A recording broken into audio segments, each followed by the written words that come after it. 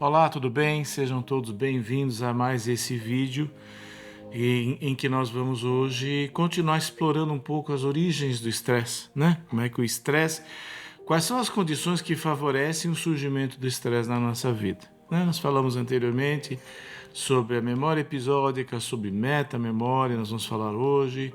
Enfim, aí nós estamos montando uma sequência, porque é nossa aposta que o conhecimento real, verdadeiro, imparcial, obtido por meios legítimos, divulgado de uma maneira clara e transparente, é uma ferramenta poderosíssima no sentido de favorecer sabedoria. Se eu realmente passo a conhecer as coisas, eu passo a poder ter mais ferramentas para me conduzir com sabedoria perante aquilo. Tá? E com essa sabedoria, então, é possível que cada um de nós vá construindo para si próprio e a partir de sua própria condição, construindo maneiras mais proveitosas e benéficas de conduzir a vida, uma vida melhor. Nesse sentido, é uma inspiração. A ideia é que seja uma inspiração, e é porque o inspirar é realizar. É isso que o Instituto Veredas tem como entendimento da contribuição que pode ser feita ao nosso mundo contemporâneo. E hoje nós vamos falar um pouquinho sobre a memória. Então, é importante perceber uma coisa: a nossa memória não é algo dado e inflexível. A memória é, por assim dizer, plástica. O que isso significa? Significa que vai mudando, buscando o sentido original da ideia do plástico. A plasticidade é a capacidade de amoldamento, havendo mudanças morfológicas. A memória tem essa característica de ser plástica. E por que ela tem isso? Porque ela está sempre se reescrevendo. Se nós temos uma memória que é autonoética, ou seja, quer dizer o quê? É uma memória que se volta em relação ao que se passa conosco, né? Nós temos essa memória que chamamos de episódica, né? Ela está sempre se reescrevendo a cada momento, a cada nova situação da nossa vida, ou quando na nossa vida não tem nenhuma novidade acontecendo, ela também está continuamente se reescrevendo. Nós até comentamos que muitas vezes aqueles aqui que são praticantes de atenção plena, são praticantes de mindfulness, meditam, há práticas que são as práticas de você ver as nuvens passando, surgindo, passando e desaparecendo, alternativamente os vagões de um trem que vão se sucedendo, e são metáforas, são imagens que nós usamos para descrever o contínuo revolver de pensamentos. Então, o que são esses pensamentos? Em grande medida, esses pensamentos serão traços de memória, traços nêmicos. Então nós vamos ter o quê? O que é isso daqui? É uma evidência da memória episódica está sempre se reescrevendo, se reorganizando, se reordenando. Então é uma experiência fantástica. Esta memória que está sempre se renovando, se retransformando, dentro do decorrer da nossa vida, a experiência aversiva tende a ser até mais relevada na metamemória do que a experiência aprazível. E isso provavelmente tem uma origem adaptativa aí que nós não vamos nos aprofundar hoje, mas a ideia é que, então, você está sempre ressignificando. E pode acontecer de você ressignificar algo que já se passou com você. E você vai perceber isso como? Você ressignifica algo que você tomava como certo, né? Então, ou algo biográfico. Em 97 eu fui pro Ceará. Não, 97 você não foi pro Ceará. Em 97 é outra coisa. Eu falei, mesmo, não é. Eu fui pro Ceará, mas eu fui de carro. Né? E você vai sempre reescrevendo né? Agora, principalmente as recordações que você traz imbuídas de emoção. Em especial, a emoção, as emoções têm uma plasticidade, têm uma modificação muito forte e participam de uma maneira muito importante na execução e consolidação da memória episódica. Aí o que acontece? Qual a evolução da memória na nossa vida? Que eu lembra que nós vimos? Eu nasci e a memória é uma função que foi se instalando e foi se aprimorando em mim à medida que o sistema nervoso amadurecia, crescia e as coisas iam se instalando em mim. O avançar dos anos foi permitindo que o que estava zipado fosse, por assim dizer, fosse sendo desenvolvido na forma de sinapses, na forma de tratos neurais, na forma de estruturas que precisam crescer e assim por diante. Então, com essa evolução que nós presenciamos, nós constatamos isso em nós mesmos, né? A gente vai tendo uma redução na capacidade de sermos surpreendidos, né? E é uma coisa assim, velho se surpreende menos do que jovem, né? É muito mais comum você pegar uma pessoa de idade mais precoce, de idade mais nova, mais jovem, é muito mais fácil ver essa pessoa maravilhada com uma descoberta do que uma pessoa de idade mais avançada.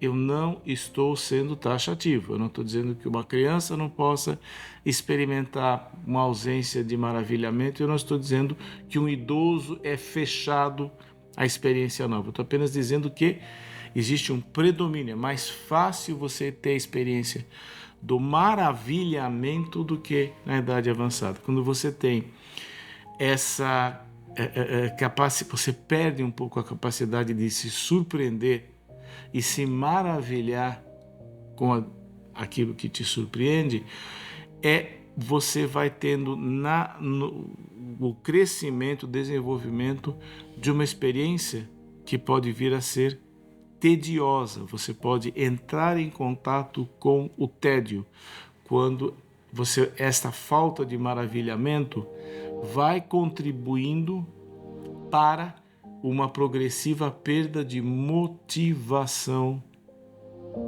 na vida e no dia a dia.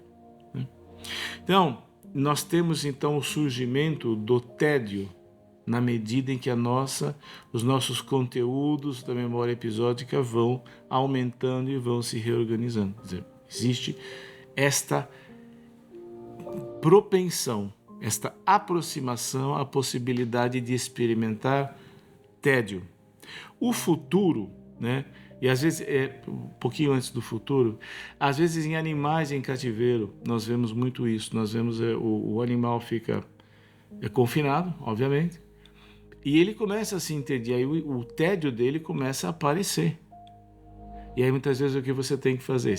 Quanto mais inteligente o animal, mais entediado ele fica, né? Então basta intuitivamente a gente imaginar, e você tem um cachorro confinado num espaço pequeno, ou você tem uma lesma de jardim confinada num espaço pequeno.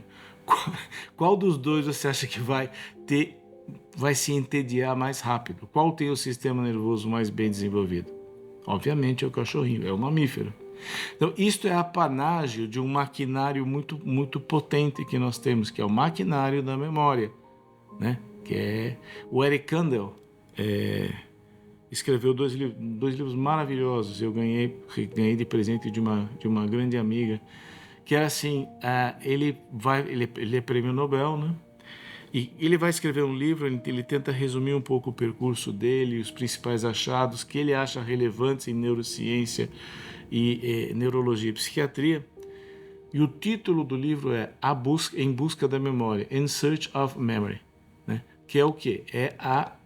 Na verdade, o tempo todo se esteve indo atrás do fenômeno da memória, que talvez seja o fenômeno que melhor nos represente dentro da biosfera, dentro de tudo que existe no mundo. Talvez a coisa que mais nos dê a característica de que somos humanos é precisamente a capacidade de ter uma memória autobiográfica, uma autobiografia uma autonoese, para ser um pouco mais complicado.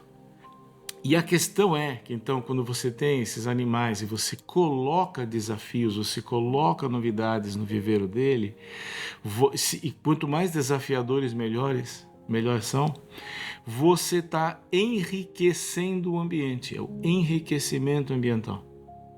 Isso já está amplamente, isso vem lá de trás, desde primórdios darwinianos e uma série de coisas, sempre se fala disso. E o que a gente não percebe é que muitas vezes na nossa vida a gente acaba se colocando em verdadeiras jaulas. Se eu estou preso? Não estou preso, mas eu tenho uma certa grade de horários, eu tenho um certo corpo de atribuições e compromissos que não me permite mexer para nenhum lado. Algumas pessoas que tentam desenvolver uma prática de atividade física sistemática, que a OMS, todo mundo recomenda, né? Aí quando o cara constata que não está fazendo nenhuma atividade física, ele se sente mal, como se ele estivesse em dívida com alguém, mas aí ele vai tentar organizar a agenda dele para poder incluir atividade física, e ele percebe que nem sempre é simples. Então, nós temos sim alguns viveiros, algumas jaulas que, se a gente não toma cuidado, a gente pode acabar se entediando, a gente pode acabar se enclausurando. E vale a pena lembrar que a experiência do tédio, ela pode trazer uma série de modificações fisiológicas, funcionais, que são uma forma de estresse. Então, o tédio pode ser estressante. Numa criança, nas poucas ocasiões em que você tem uma criança que se entedia, muitas vezes na sala de aula, né? Muitas vezes na sala de aula. Você vê no que dá. As pessoas que fazem teatro para crianças, elas falam, olha, é o público mais complicado de trabalhar, porque se eles se entediam, adulto ainda é educado, né? Ficar quieto. Agora, eles começam a tocar o barraco no auditório, né? Então você sabe que não está agradando quando você tem os moleques lá derrubando lá as cadeiras lá. Bem, então o tédio é uma experiência que pode ser bastante estressante. E com o avançar da idade, a gente tende a desenvolver cada vez mais os traços gerais do ambiente. Então, em relação a traços específicos, traços gerais e traços específicos seria assim: quando eu me lembro que fulano falou uma vez que ele não gostava de viajar para o sul. Aí eu falo, você não gosta de viajar para o sul, né? Ele falou, não é isso que eu disse. Eu disse que viajar para a Argentina eu acho estressante. É diferente. Ou eu acho desagradável. Ah, bom, então não é. Eu peguei a ideia, a afirmação dele e dei uma conotação geral para aquilo. E eu abri mão da especificidade do que foi dito, da literalidade, ou seja, eu perdi os traços literais, os traços verbatim, para permitir o predomínio dos traços gerais.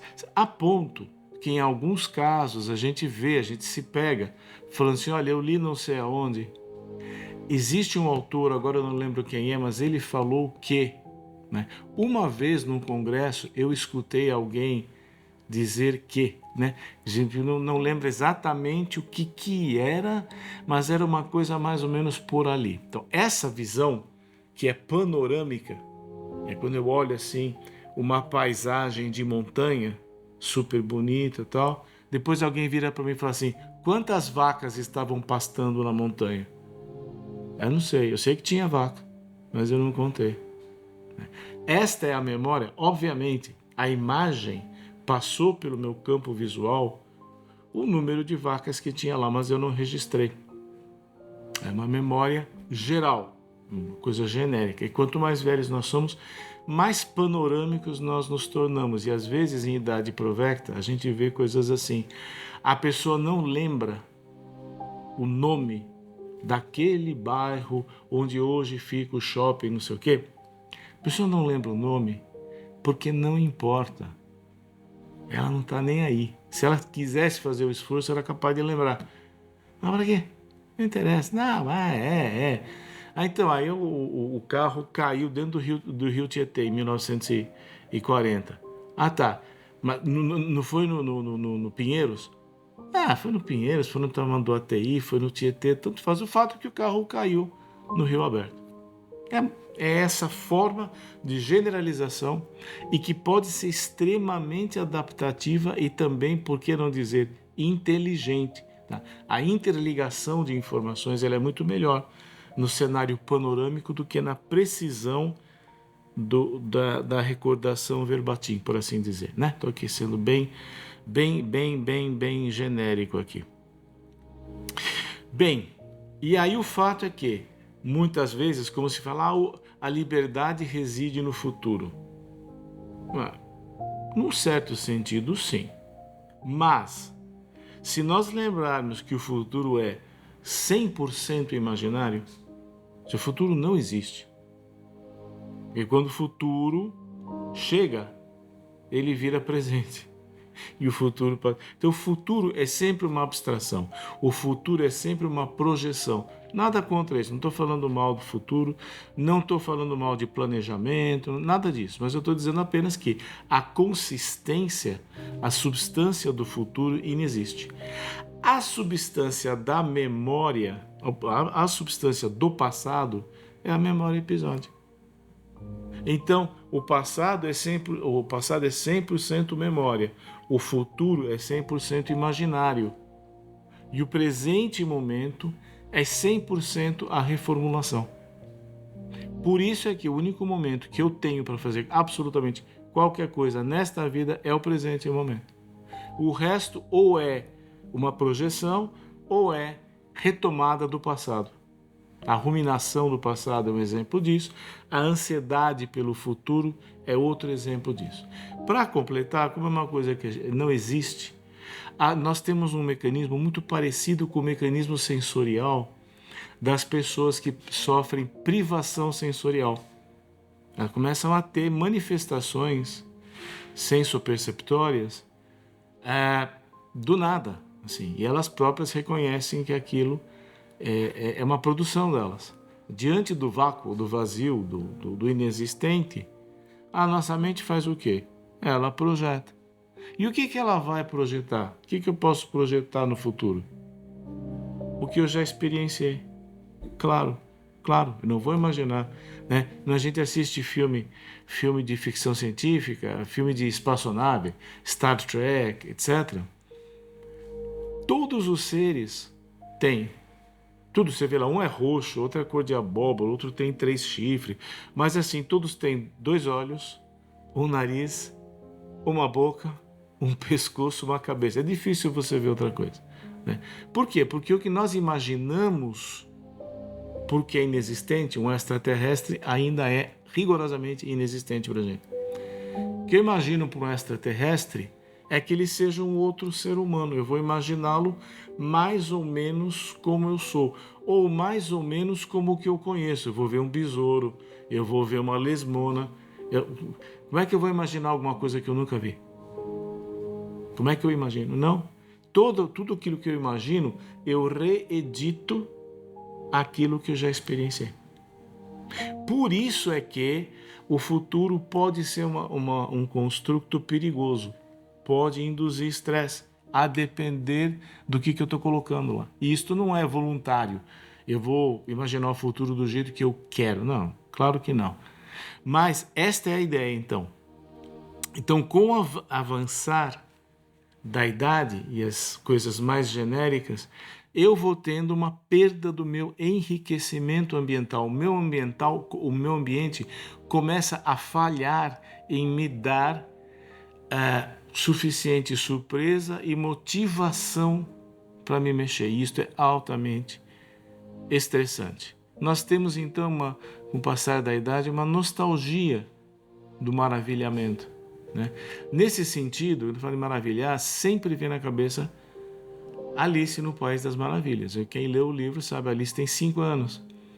E tudo aquilo, o texto que vai sendo escrito, É fantástica. Ela bebe um troço lá que é metade uma coisa, metade outra, metade outra, metade outra e metade outra. Tem 5 ingredientes e cada um tem 50% do copo. Quer dizer, que é absolutamente absurdo. Mas lá dá certo. E ela se maravilha com aquilo, né? Aquela coisa. Claro que o autor aproveita para tecer duras críticas ao seu tempo e ao momento que ele vivia, mas no âmbito da experiência da menina de 5 anos de idade, ela está maravilhada porque ela está na idade de se maravilhar, né? E está na idade de acreditar em coelho que fala, né? Então, esta nostalgia do maravilhamento acaba produzindo um efeito global de que algo foi perdido. No segundo plano, algo essencial foi perdido. E aí passamos a viver como se houvesse a peça faltante, o elo perdido, como se fosse um quebra-cabeça, né, de peças e está faltando uma, né? Então, vem uma sensação de incompletude, vem uma sensação de uma certa incongruência, e isto nos leva a uma busca pelo maravilhamento, que passa por uma busca pela exploração do ambiente e que passa pela questão daquilo que nós acumulamos na nossa experiência, a tal ponto que na construção da personalidade do professor Cloninger, e ele fala, né, da busca por novidade como uma parte integrante daquilo que você vai encontrar na personalidade. É inerente, é uma coisa que algumas pessoas têm mais, outras têm menos, mas todos nós, em alguma medida, buscamos novidade. Não deve ser à toa que as notícias, a gente fala que são as novas. Tenho boas novas. No inglês, então, é news. Notícia é news. Então já está dito ali que nós sempre estamos buscando aquilo que pode ser novo. Nem sempre gostamos que o novo realmente chegue, mas reconhecemos que ele é necessário, se não na nossa ideologia, nas nossas vísceras e nosso cérebro, com toda certeza. É isso aí, gente. Muito obrigado. Se você sente que esse vídeo foi importante para você, teve proveito, por favor, não deixe de dar o seu like, fazer seu comentário. Suas críticas são sempre muito bem-vindas. Compartilhar esse vídeo e inscrever-se no nosso canal para ter acesso a todo o conteúdo. Lembrando que este vídeo está articulado aí com já um número bastante grande de vídeos anteriores. Seria muito interessante revê-los todos para poder ter uma noção de continuidade. É isso aí, até a próxima.